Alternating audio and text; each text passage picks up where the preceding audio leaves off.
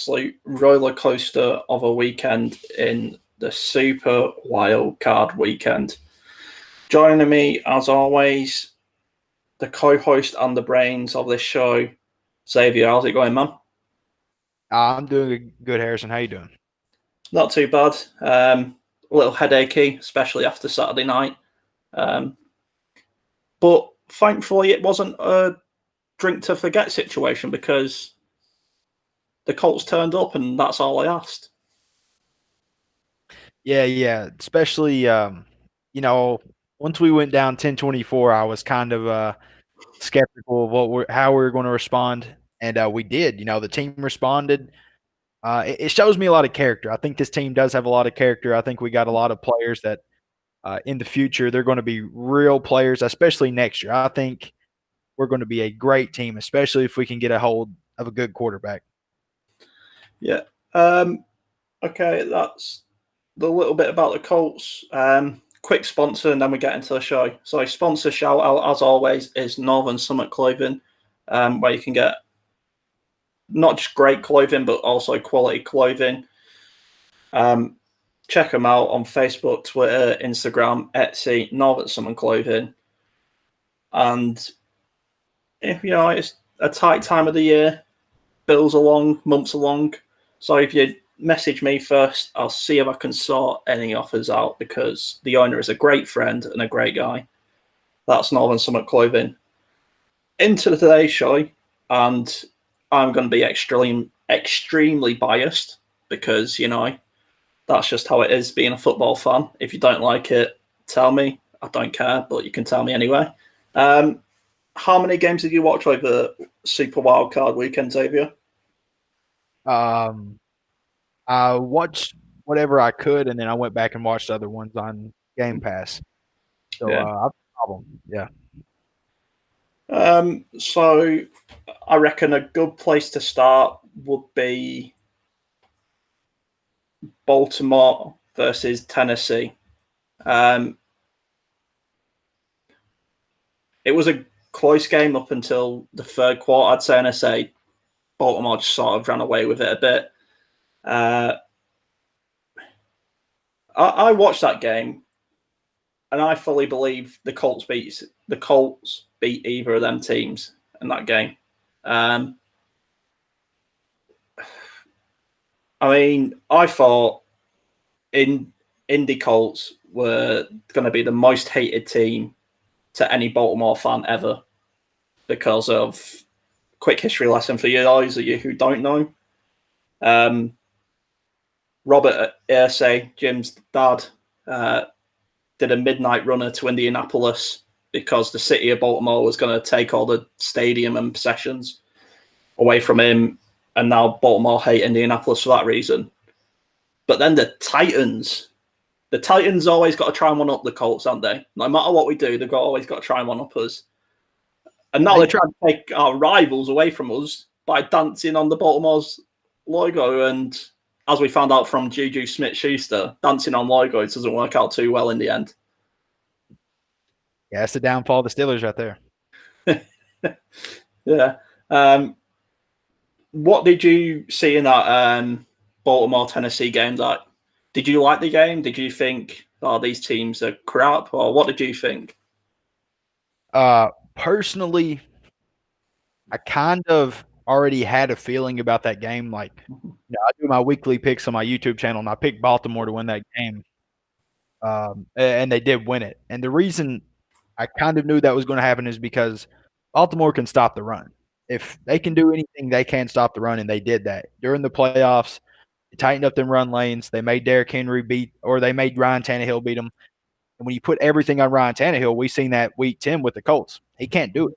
If you shut down that run just a little bit, if you make it to where they can't just 15, 20-yard gas you, that offense for the Titans is going to fall apart. And that's exactly what the Titans did. And then, Lamar Jackson, he showed up in the playoffs this year. So it's going to be interesting to see. Right now, Ravens are smoking hot, in my opinion. They look like maybe the second or third best team in the playoffs, believe it or not.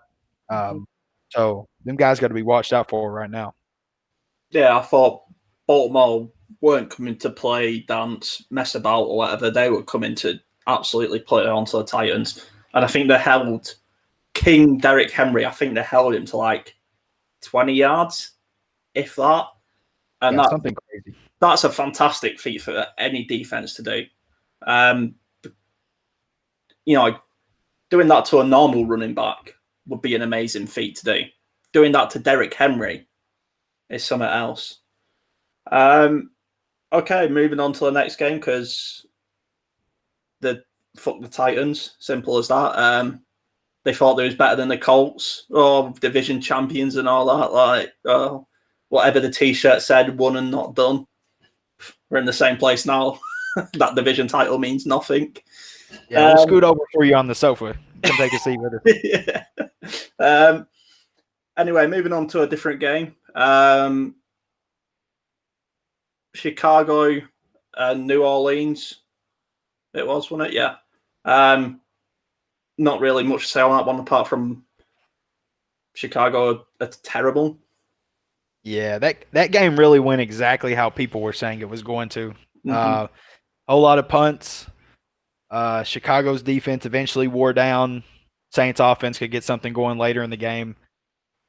That's exactly what happened, and Saints ended up winning it. So, yeah, Chicago, they got a lot to work on. I'm going to be honest. They need reform in the offensive line. Allen Robinson is from what I'm hearing, isn't going to re-sign, so they're going to need another receiver. They're going to need a quarterback. They just got a lot. They need a lot of things. They got a good running back in DJ Montgomery. It's just, can they put the other pieces around them while this defense is still young? Going to be interesting to see. Yeah. Not too much to say on that game. Was that the game that was on Nickelodeon, I believe? Oh, yeah. They slimed Drew Brees after the game. Yeah. I love it because, you want to get kids involved in sport, and it's nice to see that crossover world, but I'm not sure I would have took the sliming personally. But anyway. Someone said they tuned into it, and they said the first thing they saw was what was Marshawn Lynch's favorite ice cream flavor or something like that, and just turned it off immediately. It was Cody from Bring the Juice. I'm pretty sure it was Cody. Oh, was it? Yeah. It tickled me a little bit.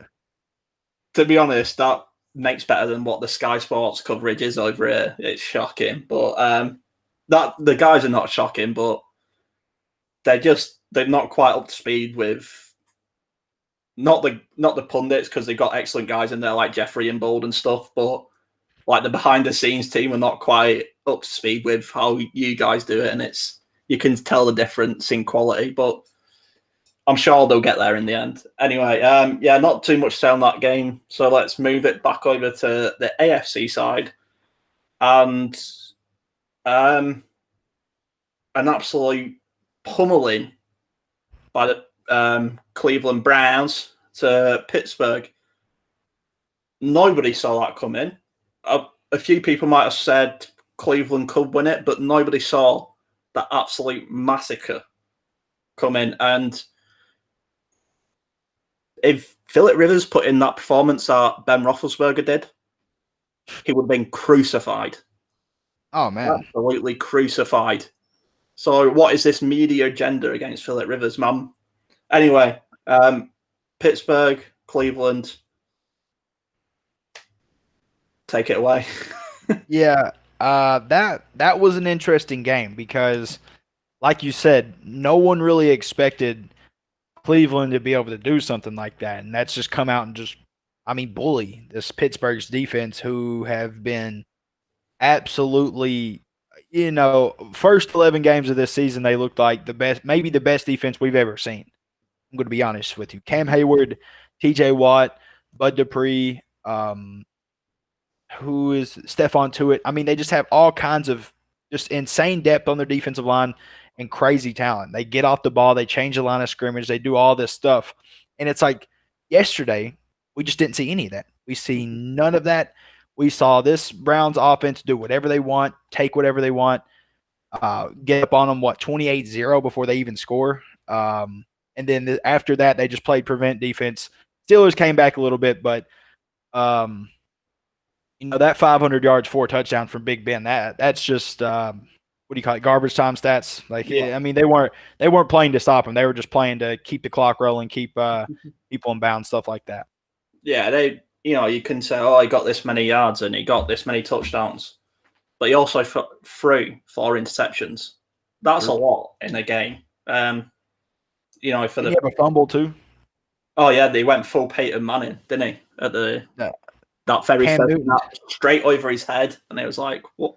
But then they both stood there looking at it, like they both didn't want to dive at it. And fair play to the Brownies taking a chance and absolutely running it home. Again, I think that's a lot down to Baker Mayfield. I think he's a great quarterback. And he managed to play off the run well. Obviously, the run came in big for Cleveland, but being able to play off the run helps the quarterback massively. Look at what he's done for Phillip Rivers in Indy. Yeah. And now Cleveland are doing that, but with a mobile quarterback, so it's even more.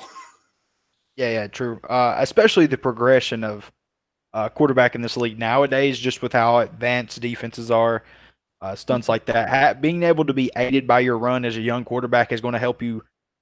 One, it's going to give you more time in the pocket. It's going to keep defenses off balance, and it's going to help you understand reading better. You're going to see flaws in a defense that where the openings are going to be, etc., stuff like that. So I think Baker Mayfield and Stefanski coming together on this team that just ended up getting loaded with talent has absolutely been best case scenario. Because I think Baker Mayfield, I think he's going to dominate this league for the next 10 years, in all honesty. Do you know what scares me? Somehow, Ryan Grigson has drafted a team as a GM.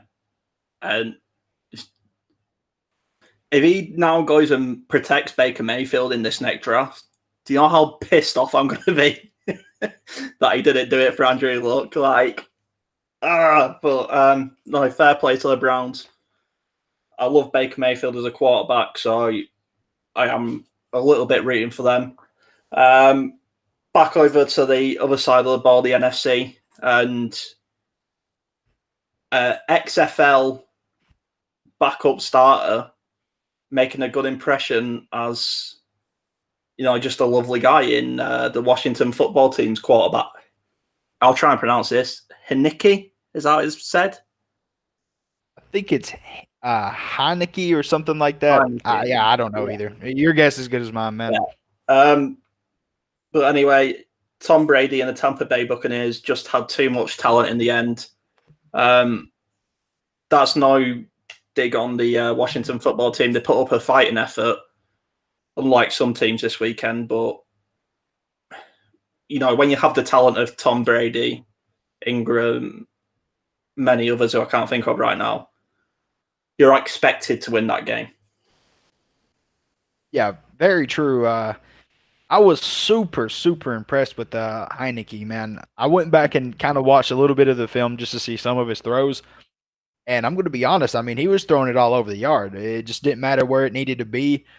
I think it kind of surprised the Bucs a little bit because they weren't playing him like he would be able to make some of the throws he was making. And he was just going out there and really just kind of doing whatever. I'm not saying he's doing whatever he wanted to, but he looked almost like the full deal. He looked like the full package, especially against the Buccaneers Buccaneers defense that have like all kinds of talent. Jason Pierre-Paul, who's been great this year, Ndamukong Suh, Vontae David, Shaq Barrett. Like they got these guys just their defense. Oh yeah, White didn't play either, but still, they were projected to win that game by what, like 10 points, something like that.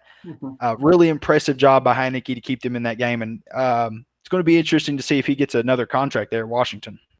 Yeah. Staying on the NFC, because we like to say the Colts are last. Who was it? Oh, yeah. The Rams versus the Seahawks. Man, this game was as boring as painting in the fence twice. I don't know if it was because it was the one, I believe it was straight after the Colts game, so I was a bit dejected and couldn't really get into it. But anything to take from this game apart from don't get your own hashtag of let Russ cook because it backfires? Yeah, Rams need a new offensive line. They need somebody, anybody. Yeah. Anybody that can look at Aaron Donald and at least slow him down like 0.5 more seconds. Just something. Because Aaron Donald was wreaking havoc. When he wasn't wreaking havoc, he was getting double teamed, occasionally triple teamed. So that means other guys on the field could, go one-on-one, try to get something in there. But it was just Russell Wilson was running for his life a lot. He had one touchdown that was just absolute gift from God. Like defense, he was getting chased out of the pocket. Defense broke down, and Metcalf gets open. That's really what happened. The thing I took away from this game was that Sean McVay completely, in every way, shape, or form, outcoached the coach from the Seahawks, who I can't remember his name right now. But yeah, it was just a really impressive performance by McVay. I liked his scheme coming in. I think he did exactly what he needed to do. He took away the air raid, took away the deep passes. He just did what he was supposed to do to get the win. Moving on to, it still hurts because we were so close. But moving on to, if you ask me, not being biased and at the same time being completely biased, the best game of Wildcard Weekend. Indianapolis Colts putting up, let's be honest, a fight nobody thought we could hang in there with the Bills. Nobody. A great game. Good luck to Bills Mafia for the rest of the season. I'd just like to get that out there. Big fan of how they present their football team, their culture, to say that, they've really stuck by Josh Allen as their guy. So I really like them. And man, what a roller coaster, eh? Yeah. From how the season started, first week, Philip Rivers not having the best start of his career ever, but mid-season bringing it along, starting to play like a good quarterback, getting used to this system with Frank Reich. Defense looking really, really good this year. Looked really good against the Bills, who I really like. I'm not saying I didn't have faith in our defense, but it was like, man, this Bills team is different. Stephon Diggs, Cole Beasley, Josh Allen playing at an MVP level. I was just kind of like, what are we really going to do? Well, we came out and we stopped the run completely. I expected that, but we kind of limited Josh Allen, but that was only because offensively we were running the ball and stuff. But we did get some stops. We got some 3-and-outs. It was just a really, really impressive game from the Colts. And honestly, in my honest opinion, we completely outplayed the Bills. We just utterly outplayed the Bills. Offensively, we outplayed them. Defensively, we outplayed them. Our biggest issue, it was just, man, Frank Reich was just enthused with going for 2, enthused for, not taking our field goals on 4th and 4. Analytics are one thing, and I understand Frank Reich is ranked number 2 in the league and going for plays when they are analytically correct. So he knows exactly when to go for them. But he was just, there's analytics and then there's gambling. In that game, he was gambling, and it bit him in his ass because we lost. Yeah, I called out Frank Reich's play calling. I believe he is the reason we lost. I said that on Twitter, and somebody, it wasn't like a massive argument between me and another fan. He was just saying he thinks this, and I was like, I think this. Yeah. And yeah, to a point, we're right. Sometimes you just have to take the 3 points, and you have to take the 1 point. You take that, we win, we're free to next week, and it's a different story altogether. But also to that, if you don't go for it and, we still lose by 2 points, people are going to come out and say, well, we should have gone for it there. And, like we say, mate, hindsight Henry's a vote. Hey, you're right. The only one I questioned was that when we tried for the 2 points instead of kicking it when the neutral was signing infraction, whatever it was. But that's football, and it's wild card weekend that arguably the hottest team in the AFC, if not the league. Sometimes you just have to gamble, and I think this loss will do the Colts good by, I don't think we was quite ready to, even though I said it, we will in the Super Bowl, we didn't, but I don't think we was quite ready to take that next step. But just how proud are you of this team? Yeah, like I said, man, I love the team, and I think as a whole, we got a lot. I mean, maybe the most talented overall roster in the league. That's saying something. Now I understand there's teams like the Chiefs who have Patrick Mahomes, Tyreek Hill, stuff like that. But when I'm talking about the most well balanced team in the league, I mean the Colts are in that contention.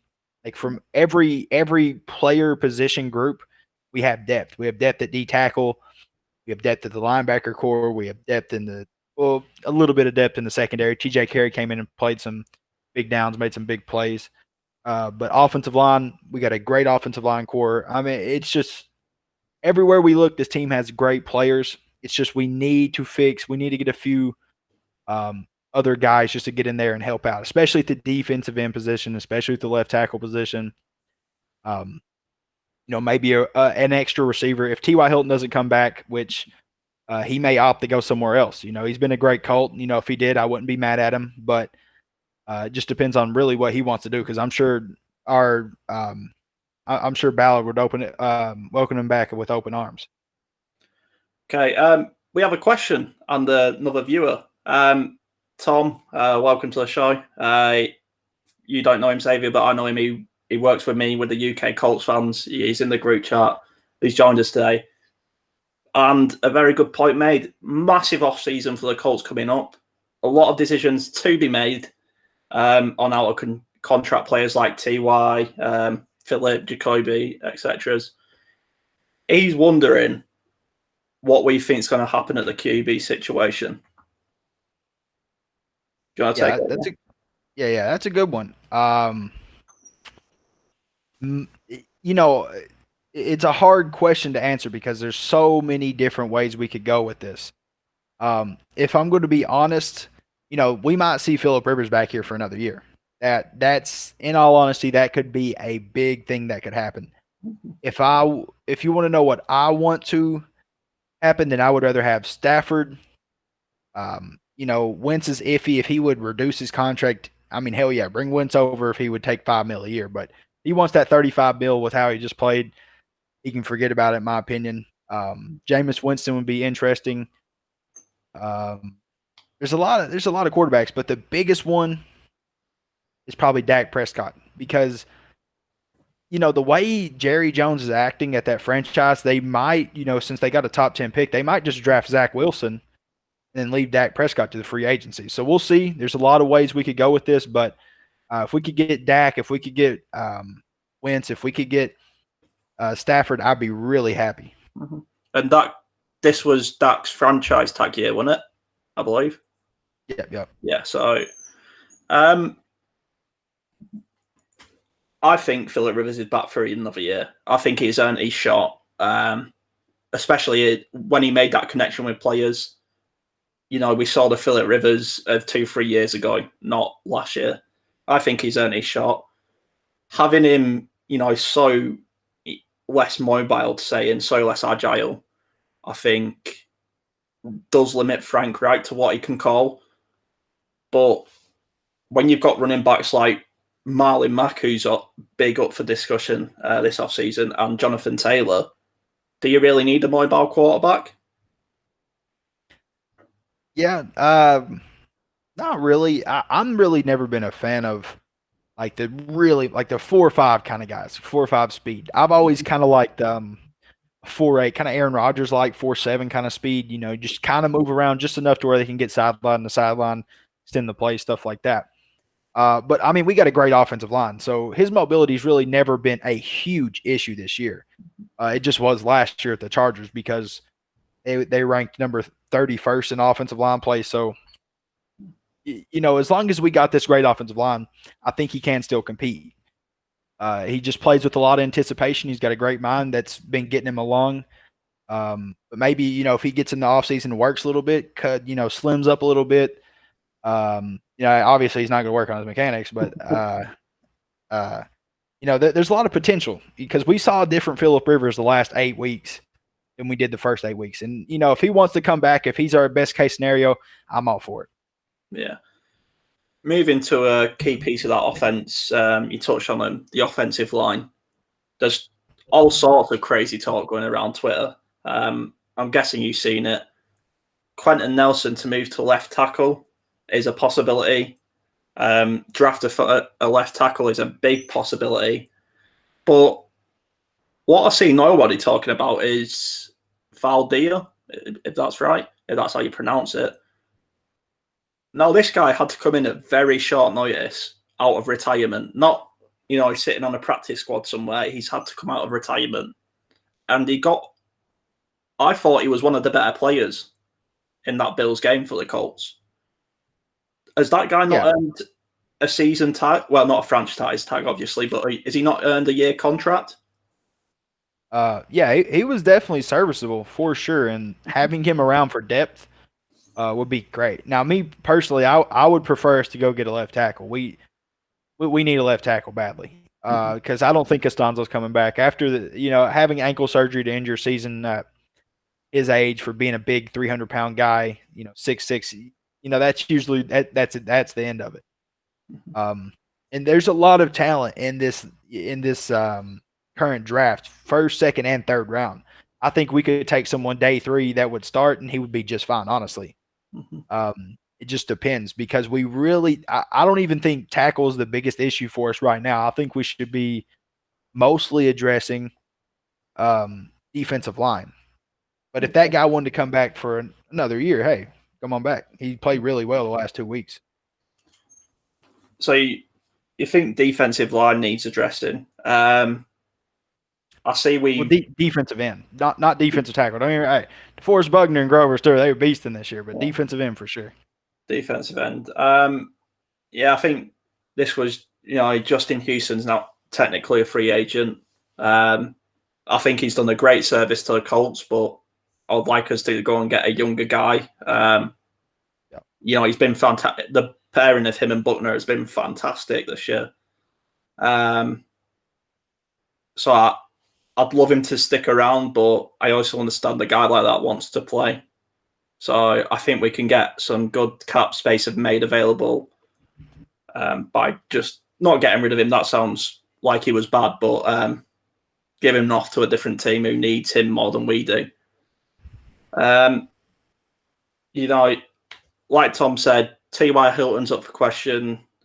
Sack Pascal. With looking like hopefully Paris Campbell has a fit year. The poor lad's been injury plagued the past 2 seasons. But when he did play this season, he looked like the was he a first round pick or second? I think it was a second round. I think it was second. Anyway, when he did play this year, he looked more like the second round pick we did get. I want him to have a good year. So looking like our 2 main guys are going to be Pittman and Campbell going into next year. Who do you see as our third slot receiver? I would definitely say Pascal. I would say Pascal's that guy.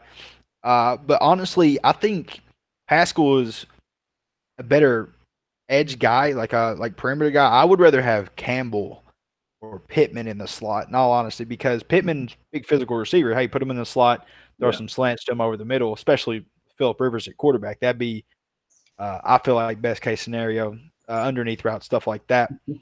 But if we could keep them 3 guys healthy, if we could keep Pittman healthy a full season, Campbell healthy a full season, and Pascal healthy a full season, I mean, we would have no issues at receiver core, in my opinion. I think we would be doing just fine. That's the biggest issue we've had. It's just we've been plagued by injuries in our receiving core the last 2 years. That's why in all honesty, it's why Jacoby Brissett struggled so much, I think, is because of the injuries. I think that's why Phillip Rivers was struggling at the start of the season, was because of them injuries, and he kind of just had to adjust to playing without these guys who he had all off season. So I think getting these guys back is going to be huge. I think if we could pick up a Kenny Golladay in the off season, I really don't like spending. I kind of grew to like Ballard's approach here, where he just doesn't spend. He drafts correctly. re-signs his players, he drafts stuff like that. So, there's a lot of ways you could go about that. But I think if we keep our core three as it is right now and just pick up some depth guys, I think we'll be good. Yeah. I'm going to say something. I imagine you thought you'd never hear the words come out of my mouth. And that is, I thought Matt Eberflus was excellent on Saturday. Oh, yeah, for sure. I thought, people ask me, what's my gripe with Eberflus? And you look at what we did on Saturday, that's my gripe with Eberflus. When he doesn't revert back into his Tampa 2 inverted / cover 3 hybrid, however you want to look at it, scheme, he's an excellent defensive coordinator. It's just he panics sometimes. And when he panics, he wants to fall back into that complete zone coverage, which just gets exposed all the time. So when I look at Saturday, for the people out there who's like, what's my problem with Eberflus? That's my problem is that could have been the Colts defense all season. But it looks like, this has drawn interest from other teams for the guy. Shout out to him. He's made a name for himself and teams want him. I'm not saying we should get rid of him because be careful what you wish for. You don't want to go out. I wouldn't get rid of him at the minute because I think he is a top 10 guy. But do you see another team taking him from underneath our noise? He's definitely had a few head coach opportunities, like the Jets coming in, interviewed him, Texans interviewed him. There's a few teams that have came to him and been like, you have a chance to be our coach. But I don't think, as it sits right now, the jobs that are going to be available, I don't think he likes any of them. I'm going to be honest with you. I don't think he'd like the Jets in their situation because there's a lot of things you got to do with that team, especially the Texans having no first or second this year. I think if he went to another team this year, he would really struggle. So I don't think he leaves this year. I think, honestly, he'll probably sign another 1-year contract. And then after this year, if there's another, if there's available spot he likes, he might leave then. But as it sits, I think he'll stay. I could be wrong, but I don't think he wants to go somewhere and have to rebuild for 2 or 3 years before he can get going. And plus, another thing to point out, last year we really haven't seen him be great without a great defense. Like this year, DeForest Buckner, Darius Leonard, Bobby Okariki's been a beast, and Nico Autry's been good. Grover Stewart's been really, really good. Plus Xavier Rhodes, plus Julian Blackmon. Like he's had a lot of help. If he went to another one of these jobs, he won't have that kind of help. So that's another reason that I think he's going to stay here. Mm-hmm. You touched on a team there, the Houston Texans. No first-round picks this year. No second-round picks this year. I know people say they're not going to get rid of Deshaun Watson. But if they want to rebuild this team, they really have to trade them away. It's all well and good saying, you keep Deshaun Watson and you do this and you do that, but that team needs some talent and it needs some young talent because JJ Watt's getting older months out of Texas. You don't want a quarterback who doesn't want to play for the team. Deshaun's had enough. He doesn't want to play for the team. That's just bad for everybody. That Kiki Cutie was the only good wide receiver that I saw when they played us. I wouldn't say the running back room is impressive for him. This team is in a lot of trouble. Yeah, they got a lot of aging players. They got a lot of people that really were frustrated with the franchise because of, you can't have a GM and a coach.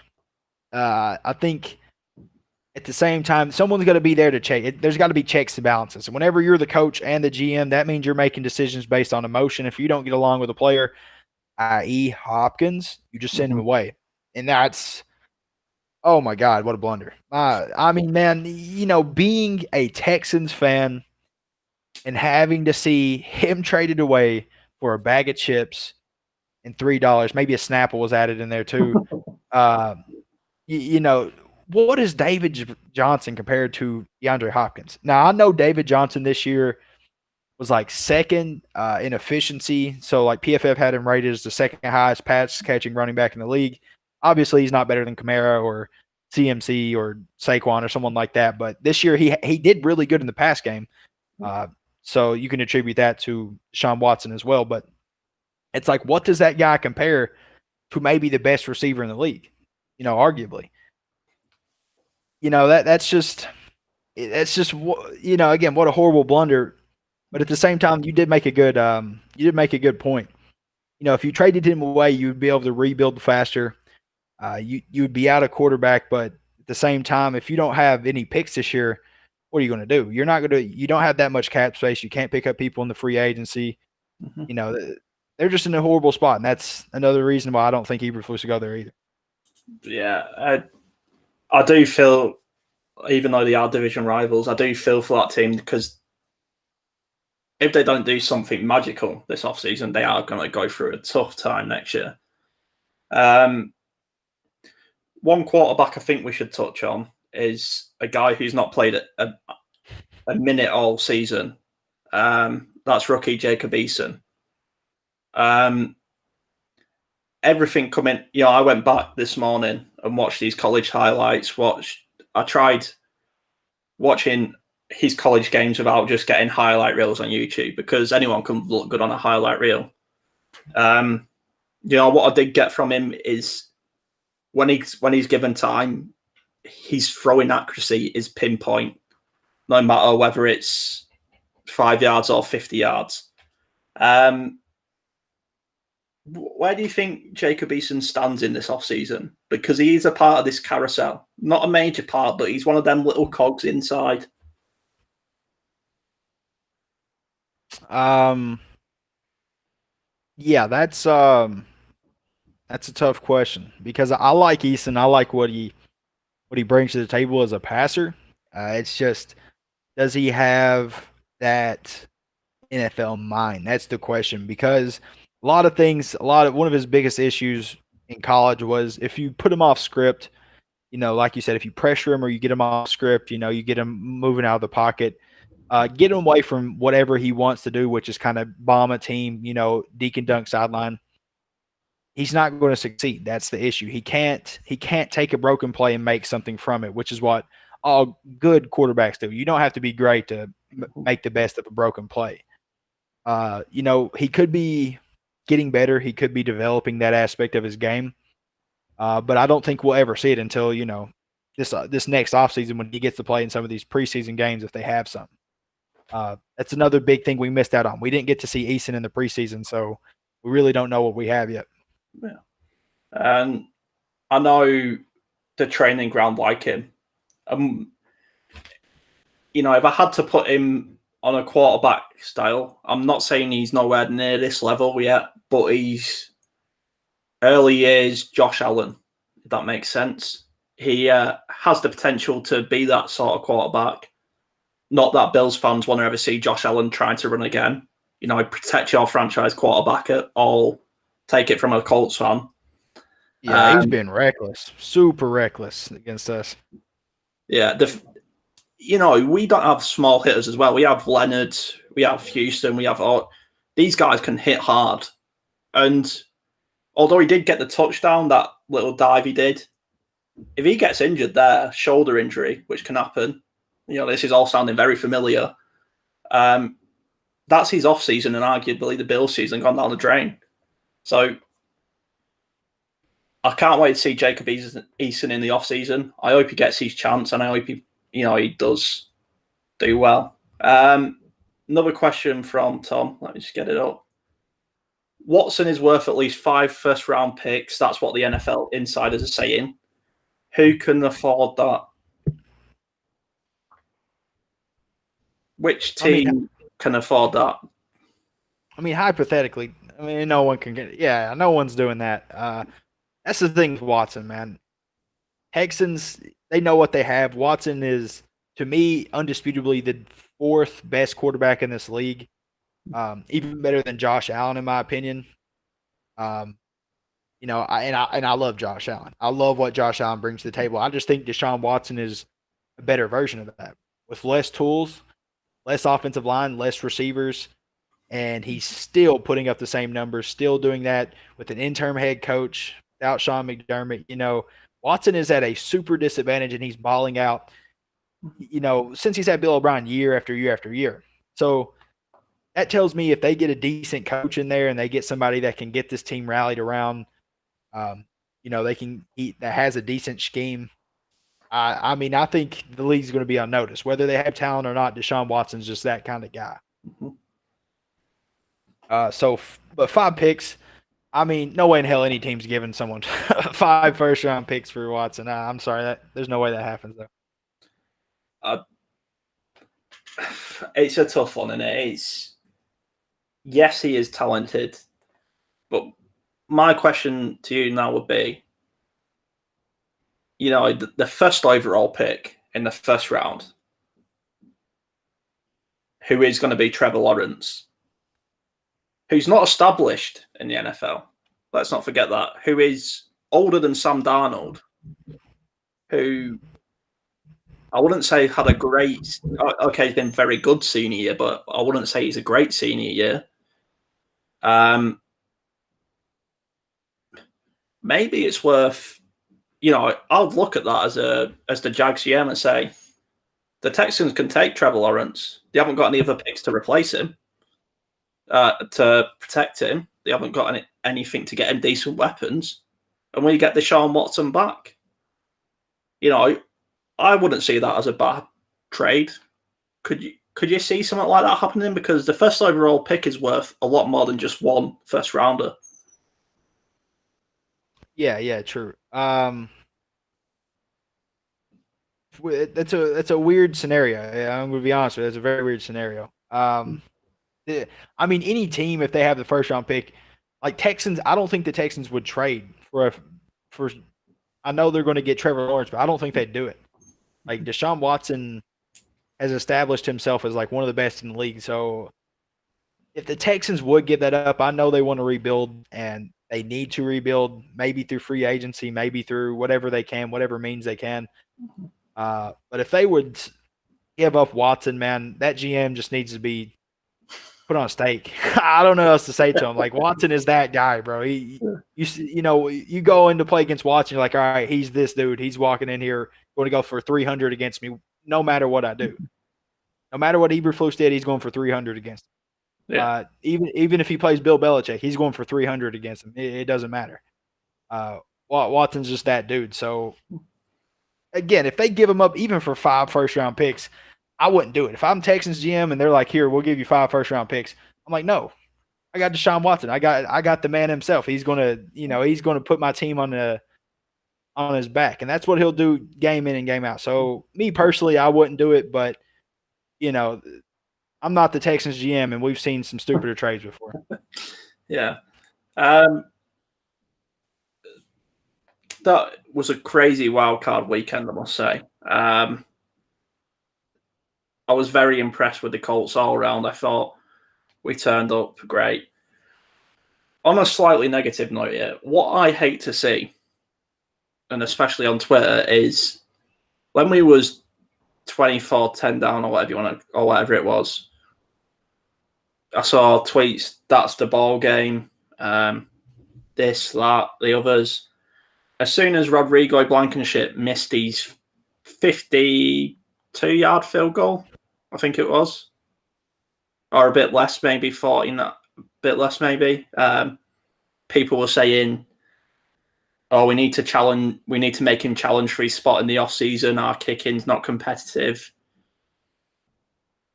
I just saw so many people ready to throw this team into the dirt and into the ground after putting up such a good fight. I thought it annoyed me, and I think this team's done us proud this season. No one thought we would go toe to toe with the Titans in the division. I did, but that's because I'm a homer. Probably us Colts fans, most Colts fans did because we're homers. Yeah, true. Nobody thought we was making it to the playoffs with a 40-year-old Phillip Rivers who throws 50 interceptions a game or whatever.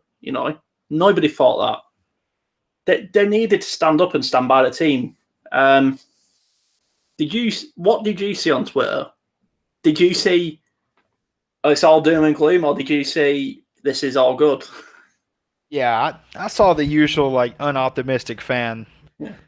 I'm just not that guy. Like I got pure optimism my team's going to win to the whistle blows. So you won't see me tweeting. I mean, I wasn't tweeting anything negative. All I saw was Frank Reich is garbage. The dude from what is his name? Luke Diamond, whatever the hell his name is. Where it runs the Ford of the Culture podcast. He was trying to say Frank Reich is like a middle of the pack coach now. That Eberflus would be a better head coach than Frank Reich. We should fire Frank Reich, move Eberflus up, and then look for a new. Like I mean, crazy shit, man. Frank Reich is undoubtedly a top 10 coach in this league. I mean, you could like someone tweeted me back and said Stefanski and Vrabel were better coaches than him. I got to tell you, man, Stefanski and Vrabel have had a hell of a much better team than Reich has had the last 2 years. And Reich has just made this team look better, like as a unit. And I'm not going to say it is, but what people expected at least. Like no one expected this from Philip Rivers. Nobody. Nobody expected Jonathan Taylor to have this much running success this latter part of this season. And he has. No one expected this defense to be as good as it was. And you can thank Eberflus for that too, but you can also thank Reich because he has his hands on that defense as well. So to discredit Frank Reich, it's pretty crazy, especially with what he's been through. You know, he came to this organization expecting to have Andrew Luck, you know, expecting to have a team that was primed and ready to win a Super Bowl. And he, you know, 2 years removed from our franchise quarterback retiring, and we're competitive in the division. We're competitive in the NFL. We're 11-5. I'm pretty happy with where we're at, and I think the next couple of years we're going to be Super Bowl contenders. I did call out Frank Reich's play calling. I'm not going to sit here and say I didn't call him out. I did. I said it was what I was trying to get across, which I don't think I got across on Twitter, but what I can get across now. Jonathan Taylor had a couple of drops. He's a rookie. Rodrigo Blankenship had a missed field goal. He's a rookie. Mike Pittman had a couple of miscommunications drops with Philip Rivers. He's a rookie. I expect mistakes from them guys in them games. It's their first playoffs. They are going to make mistakes. They're excited. They're nervous. They don't know what to feel. I didn't expect rookie mistakes from Frank Reich. I know I said earlier sometimes you have to gamble, but he full on just walked into, you know, he did like that. Oh, yeah. I don't know if you heard the Peyton Manning, Pat McAfee story where he's like, that number 18 looks good. And he put it all on 18 and coming up for Pat, but he just walked into a casino and went, go for it. And sometimes it comes out, sometimes it doesn't. But I don't expect him to make them rookie mistakes as a fourth-year head coach. That was my only gripe. But yeah, I can agree with what you're saying a little bit too. Yeah. Go on. Yeah. It was some of the mistakes there. Yeah, I get he was gambling. Mm-hmm. He was gambling just straight up. You know, he came in there, you know, go for two, go for it on 4th and 4. You know, the missed field goal, yeah, that can be overlooked. It's whatever. People miss field goals. The chip shot though, that was pretty bad. But I mean, there was just multiple opportunities for us to secure this game, and we just didn't do it. Multiple. The one where he calls the sweep. I mean, the play design wasn't bad, and they really weren't in position for it. It was just kind of a missed block more than anything. There was just a block that it was kind of an intricate play, honestly. And the guy comes around, he swings around, and he hits the corner, but the corner just dodges him and then makes Taylor cut back up so the inside linebacker's there. Because if the play would have worked like it was supposed to, he would have been on the edge, and it's probably going to be a touchdown. But, you know, that's the name of the game. You know, that's going to happen. There's going to be missed blocks. There's going to be stuff like that. It's just, you know, that game should have been won by us. And I'm going to be honest, I still think Frank Reich is the blame for that. That's not, you know, rocket science. You can't just go for two, you know, not take your field goal, then miss your field goal. You know, there's anything that could have went wrong that game, in all honesty, went wrong for us. And unfortunately, we're at home and Bills get to advance. What what people forget about Frank Reich is he never asked about Andrew Luck's condition when he did the interview for this job. He was never bothered about what personnel he had. He personally believed he could make this team great. And what I do like about him, I tweeted it out, he wasn't only brutally honest with the fans, he was brutally honest with himself. He didn't quite say it in them words, but he said it in that way. And he was emotional after game. That means he knew he made a couple of bad calls.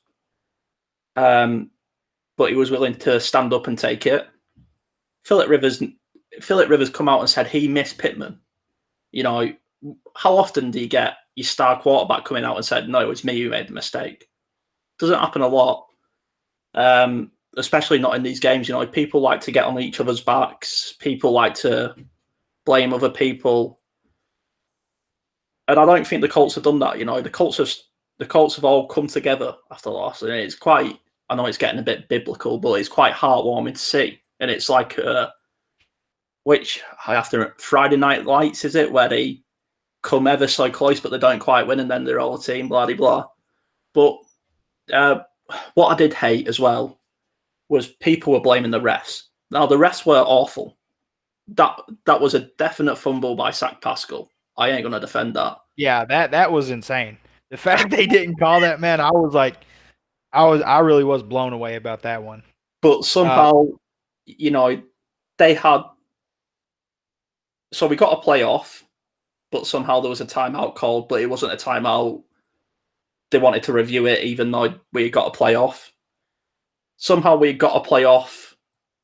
The pass was actually completed before the timeout was called. It was mental. I thought the refs were awful. Things just seemed to bounce Buffalo's way. You look at the sack fumble. Somehow there's a big guy back there picking it up for Buffalo. But when does that ever happen? The toe tap swag drag or whatever they called it. It was, if that was at Lucas Oil and that was T.Y. Hilton, it wouldn't have been overturned. So it really is, to quote Al Pacino, a game of inches. And it went Buffalo's way. Another thingy from Tom. My main concern with Reich is that he goes away from the run game when it's actually working during the game. How do you feel about that? Yeah, I can agree with that. To a certain extent, I can definitely agree with that. I think there's been a couple instances where he went away from the hot hand and Jonathan Taylor or Nyheim Hines and just kind of tried to ride Rivers. And I think that's more of who Rivers is. I think that's a Rivers call a little bit too, because Rivers is a vet, and you know how Rivers' personality is. If he wants it on his shoulders, he's going to have the game on his shoulders. And Reich being coach, yeah, he needs to stand up and say, we need to run this ball. But at the end of the day, Rivers can check at the line. He can do what he wants to do. But I think there was at the end of the season there, once the running game started working, he would go away from it and try to rely on Rivers too much.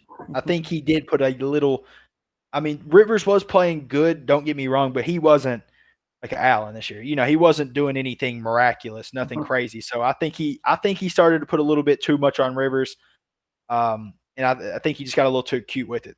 In all honesty, that's it though. I don't think it was horrible. I don't think it was like he was just making horrible blunders, but I think, if the run's working, we just need to stay with it. You are correct about that. What was the last bit of that you just froze? Oh, my bad. Yeah, I was just saying. Oh, can you hear me now? Yeah, go. Oh, okay. Yeah, I was just saying the blunders weren't horrible. Like, it's not like he just, I know he abandoned the run game, but he was just doing other things that he saw. Again, he's just trying to put it on Rivers' shoulders. He's giving Rivers his opportunity to win the game, but at the same time, you need to understand Rivers isn't Josh Allen. He's not Watson. He's not Mahomes.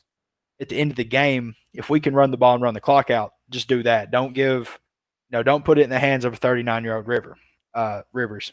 But, other than that, there's been a lot of schemes this year that's been absolutely just defense shattering. We played a lot of games where Rivers just looked like the man, like the man, looked like one of the best quarterbacks in the league, and that's because of how well Frank Reich's scheme works. So, there's a give and a take, but I truly believe that the good well more, like way far outweighs the bad with Frank Reich.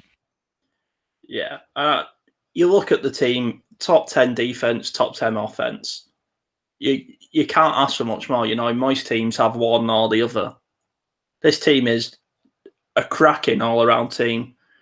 We've been talking football for 55 minutes now. Do you have anything you want to get in? Because I did have a point I was going to bring up, but I can't remember it, so I've got to try and remember it. Yeah. There's a few free agents that maybe we could get, like Bud Dupree, another guy that a lot of people hate. I'm going to say it, but Jadeveon Clowney. A lot of people hate him. I'm not sure why, because his production-wise, pass rush-wise, he does play well. He looks fantastic. Or not pass rushing, he don't look fantastic, but he looks well above average pass rushing. He looks good, actually. I think PFF scored him in like the top 20% pass rushers and then the top 3% edge stuffers. So he's an elite run defender and he's a good pass rusher. So having him beside a Buckner or a Stewart, that could really cause havoc on an offensive line, because this year one of our biggest issues has been our edge defenders. Like Tyquan Lewis came in, he played, good. He was serviceable, but he's not a starter yet. He's not that guy yet. Wilkerson Muhammad, he's been serviceable, but he's not that guy yet. Justin Houston, he took a big step back this year in run defense. He lost a lot of strength lower body wise. He was still fast. He could still get off the ball and get around the edge, but he would be better suited in like coming off the bench and edge rushing on third down more than just starting a whole game. So I think that there's a few ways we could go with this. And my three main people would be, number one, Bud Dupree, because we could get him for less of a contract than Clowney, because Clowney is a diva about his money. Number two would be Clowney. If we could find a reasonable contract for him, I'd take him. Because he doesn't have the sack numbers, he doesn't have the pressure numbers that would warrant like a $15 million contract or $12 million, which he wants. And number three, a guy that actually played in the AFC South for years and then went to the Vikings and then went to Baltimore, and that's Yannick Ngakoue. He's good. He's really good. And the last two seasons, he had 50 pressures a season. The season before that, he had 70. So we've seen him be elite. We've seen him be a really good player. It's all a numbers game right now, because we got a lot of people we got to sign back. A lot of people that need to come back to the squad that we can't let walk, like Braden Smith and Quentin Nelson, Darius Leonard, of course. It's just we got to find a reasonable guy that will take a reasonable contract to just bolster this defensive line, not exactly take it off the ground, because we got enough depth. We just need a guy that's going to bolster it. Okay, my last point was, it's a bit of a negative one, but I will end it on a high after this. But my last point is that last drive, I think annoyed me. I think we didn't have to go away from the run on that last drive. I think we had plenty of time to do some outside stretch runs, maybe drive it closer. Obviously, Frank Reich, Philip Rivers sees different, but I thought the Bills were playing very soft and very conservative. But when we got, to the Hail Mary situation, Philip Rivers launched it. Okay, it didn't go out the back of the end zone, but instantly, the social media experts, the armchair quarterbacks who couldn't, it was good before they got a dodgy knee injury or something. They was going to go D1, but, they got a bad arm injury. The type of guy. Everyone was like, oh, Philip Rivers didn't even make it to the end zone without throwing. Just a thing or two, right? I'm pretty sure them guys couldn't make that throw. And two, he was throwing it up to give his receivers a chance. He could have launched it straight down the field and he would have reached the end zone. But he didn't. He lobbed it to try and give his receivers a chance to get under the ball. Maybe it didn't reach the end zone, but he's also throwing in Baltimore, which is an open stadium, which is windy. Now, I'm not saying he's got the strongest throw. He's Philip Rivers. He's old. He's never been a strong arm guy. But just come on, just it's like them guys who say they'll get a point against Serena and Venus Williams in tennis. Like you just can't. Just give it a rest. Yeah. Anyway, absolutely stand by my team 100. We were arguably the best losing team. We were the best losing team of the weekend, I'd say, and was arguably even better than some of the winning teams this weekend. Congratulations to all the teams that made it through. I'm looking forward to Bills Baltimore, I believe it is. Yeah. Chiefs Cleveland. Two interesting games there in the AFC. I don't know the NFC situation. I think it might be. I'm going to guess Saints Green Bay or Saints Tampa Bay. Yes. Yeah, I think it's actually Chiefs Bills. Oh, yeah, one plays whoever wins the 2 out of the 7th. Yeah. And then 3 and 6 play, then 4 and 5, and then so whoever 1 out of 4 and 5 plays 3 and 6. Yeah, it's weird. It's a weird bracket. I don't know why they set it up like that. It's weird, but that's it. I'm looking forward to that. We will, we're not just Colts fans, we are football fans, so we will preview and review them shows.